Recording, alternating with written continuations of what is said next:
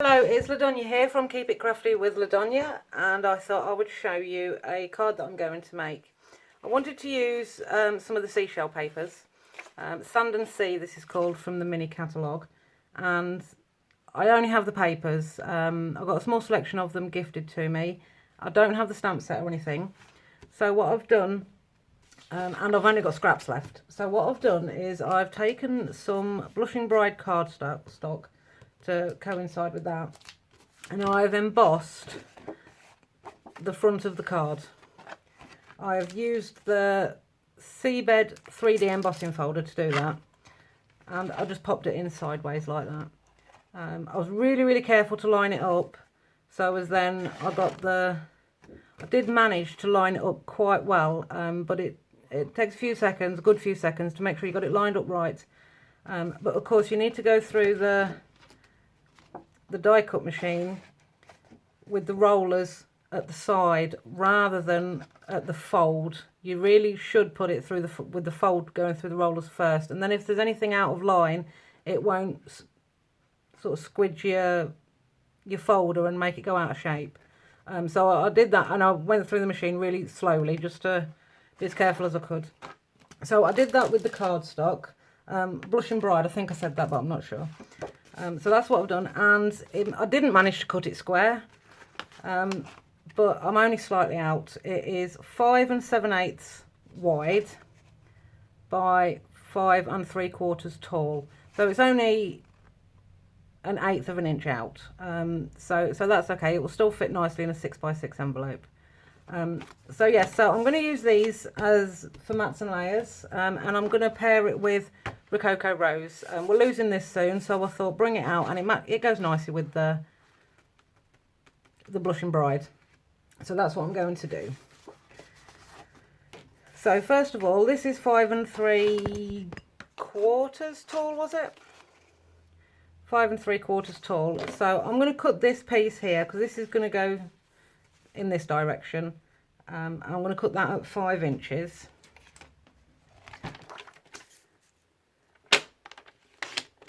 And I've already measured it, so I know that it's 3 inches wide. So I'm going to cut my mat at 3 1/4 by 5 1/4. So that's 1/4 of an inch taller and 1/4 of an inch wider. And then that will sit on there like that. So let's just figure out. So if we put that like that, that's going to sit just there, and then this one is going to go acrossways. So I don't necessarily want it to go all the way to the edge of there. I just want to see a peep of that down there as well. So I'm going to move that over a bit, grab my ruler, and then guesstimate really where I want to cut it. So I think I'm going to cut it at, we'll go for 4 1/4. We can always take a little bit more off if we want to. So that is 4 1/4, and then that will sit there with its own mat as well. Yeah, I think I'm happy with that. So I didn't measure how wide it is. It is 2 3/8. 2 3/8. So we need to go 2 5/8 wide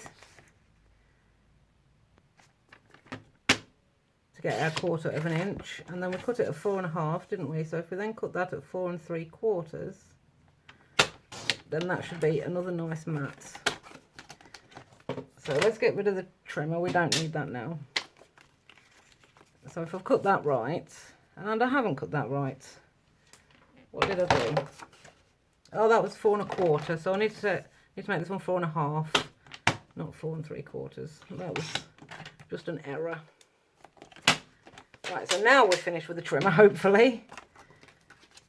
And yes, that looks better. So we're going to attach them like that.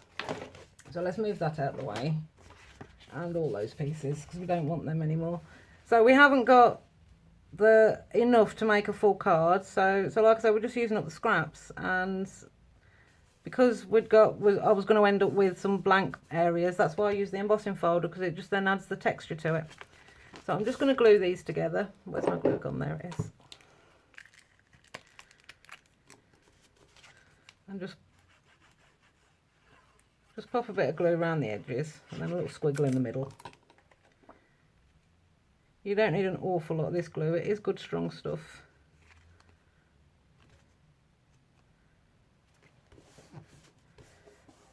So that's that one, and then this one as well.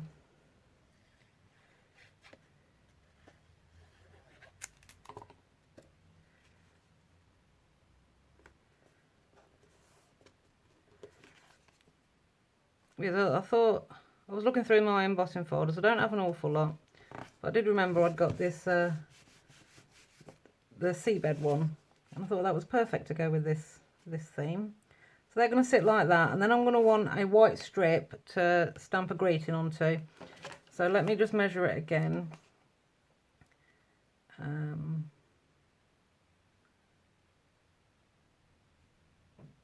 Yep, so that is 2 3/8. So if I go,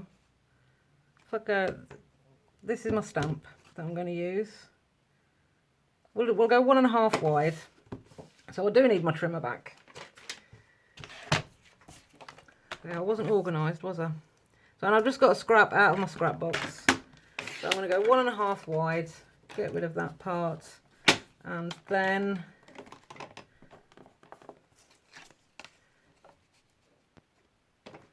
we'll go 3.5 in that direction.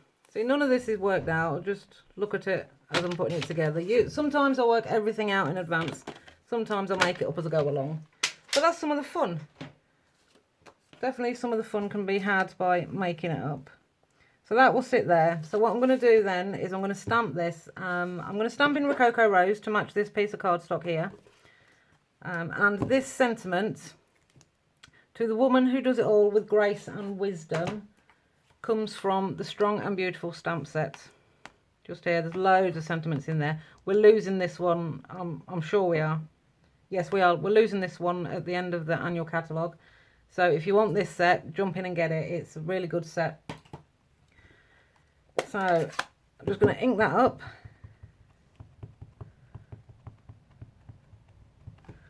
And I'm going to do it to the edge there, because I've got some Blushing Bride ribbon, which I'm going to put around the edge. So while we've got the ink out, I'm also going to stamp this part. Now, because it's not square, I'm just going to check again in which orientation I want that. So that is up and down. So I'm going to take that off there without turning it, otherwise we'll end up with a sideways sentiment. And I'm going to use the Happy Birthday from the Sweet Ice Cream set. Nice big happy birthday there. As you can see, well used, well loved. So ink it up and just plonk it in the middle. There we go. And another good thing about this stamp, it's not completely level, which means if you stamp it slightly on the wonk, you can't really tell so much, which is handy if you're like me and do stamp on the wonk sometimes. So that's those done. Alright, so let's start assembling. We'll pop this in the middle. Oh, I'm going to move my stamps out of the way before I end up getting ink all over my cardstock. So we'll pop this in the middle. Like so. Oh, and I cut this. Now, was this quarter? No, this must be 1/8 of an inch shorter width and height wise. So I'll measure that in a second, just to let you know what I did cut it at. So that is 5 3/4 by 5 5/8. So that is the inside done. Now that one's gonna go that way or that way. That way. I think I'm gonna put that on that way. Now, because I'm sticking it onto an embossed surface, I'm going to put extra glue on. It doesn't have to be tons of glue, but I'm just going to put extra on just to give it that extra chance of making sure we don't want it going anywhere. we want to make sure it stays. So it's certainly worth that extra bit of glue. Alright, so that's that one on. And then this one, where we're going to put that? That's going to go just there.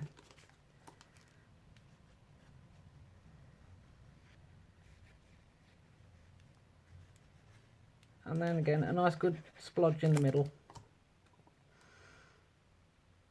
Obviously this one will be helped by the fact that this part here is sticking onto card, whereas it's just this part here that's sticking onto the embossed surface. So make sure you give this part a good rub down. And then it will stay put. Right, so that's that. And then we've got our sentiment. So this is the Blushing Bride ribbon. It's a metallic ribbon and it's in the mini catalogue. And it is sparkly on one side and more satiny on the other. Now I prefer the satin side. That's my favourite side.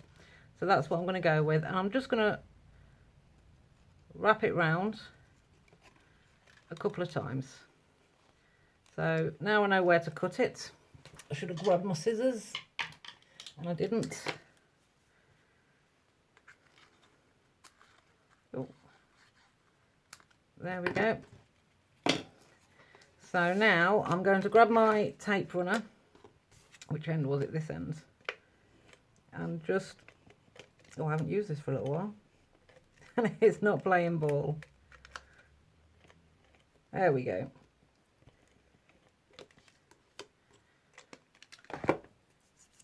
So, and then, because I want the satin side, I'm going to put the shiny side, the sparkly side down, and do it slightly at an angle, so as then we can bring it up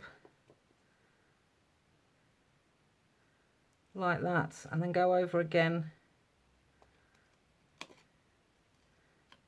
and down again. So then we've got some parallel ribbon, and I'm just slightly too long, so I'm just going to snip that off there. And there we have that. So then that is just going to go onto there. I'm going to stick that flat. Oh, there we go. And again, we've got ribbon, so I'm going to put glue all over the ribbon. Make sure it stays put.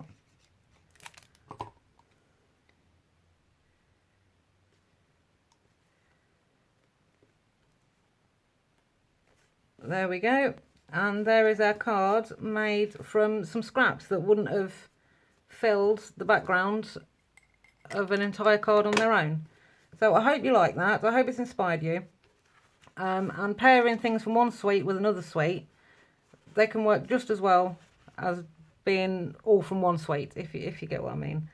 So I hope you like this. It does stand up quite nicely, even though that front is embossed. We've reinforced it with all these layers, made it more sturdy, so that still stands up nicely like that. So yes, so don't forget, we are losing the Strong and Beautiful stamp set, and we are losing the Rococo Rose cardstock and ink.